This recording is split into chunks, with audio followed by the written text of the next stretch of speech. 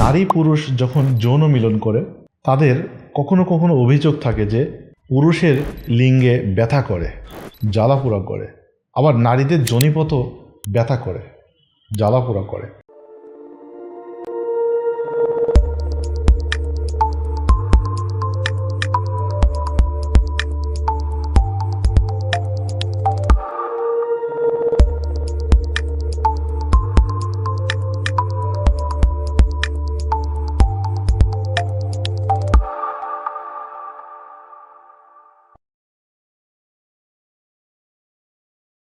আজকের ভিডিওতে আমি যেটা আলোচনা করব সেটা হচ্ছে মিলনের সময় পুরুষের লিঙ্গের ব্যথা হলে করণীয় কি, কেন ব্যথা হয়, নারীর যোনিপথে ব্যথা হলে করণীয় কি আর কেন হয়, চিকিৎসা কি, পরামর্শ কি, আর এটা কাদের বেশি হয়, এইগুলো টুকটাক আমরা আজকে এই তথ্যগুলো জানতে পারবো। সেটা হচ্ছে যখন পুরুষের লিঙ্গের ইরেকশনটা অনেক বেশি হয় তখন এটা ব্যথা করতে পারে।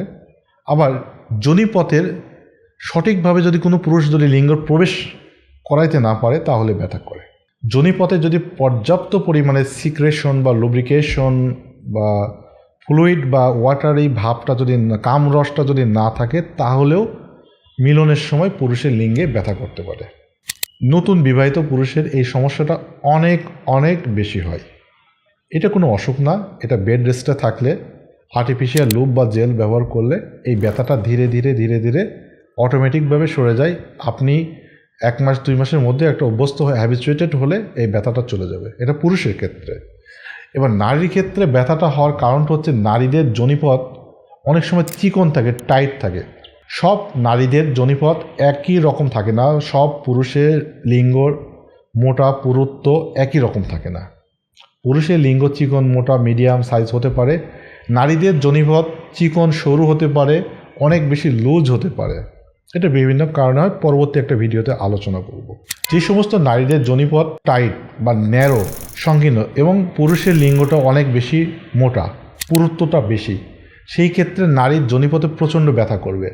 নারী নতুন বিবাহ করেছে, নারীর বয়স কম, নারী ফোর ফেলে পুরুষ করে নাই, জোরপূর্বকভাবে এক ধরনের জোরাজোরি করে মিলন করছে, যোনিপথে কামরসটা যথেষ্ট পরিমাণে নাই, মেন্টালিভাবে সে প্রিপেয়ার্ড না, ফিজিক্যালি সে প্রিপেয়ার্ড না, বাসর রাতে জোরাজোরি করে মিলন করছে, ব্লিডিং হচ্ছে, এই ক্ষেত্রে তো অবশ্যই ব্যথা করবে। এবং যদি পজিশনটা ঠিক না থাকে, উল্টাপাল্টা যদি হয় তাহলে ব্যথা করবে। অর্থাৎ এক কথা, নতুন পরিবেশে স্ত্রীর বয়স কম, স্ত্রী যথেষ্ট পরিমাণে স্বামী তাকে ফোরফেলে করে উত্তেজিত করতে পারে নাই বা তার কাছে আনন্দ লাগছে না, ভয়, আতঙ্ক, সংকোচ, লজ্জা, অনেক সময় ঘৃণা থাকতে পারে।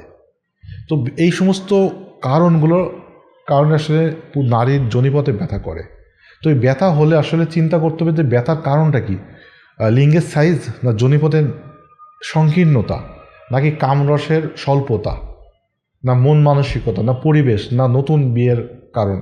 এই সমস্ত যেই কারণে হবে সেই কারণটাকে ওভারকাম করতে হবে।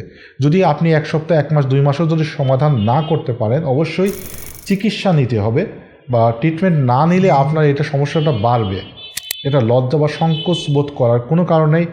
আপনি যেই সমস্যা ফেস করছেন বা আপনি অবিবাহিত, এটা আপনি ফেস করতে পারেন ভবিষ্যতে, সেই জন্য এটা জেনে রাখা ভালো। ভবিষ্যতে যদি আপনার সমস্যা, আপনার পরিচিত কারোর সমস্যা হয়, অবশ্যই তাকে পরামর্শ দেবেন।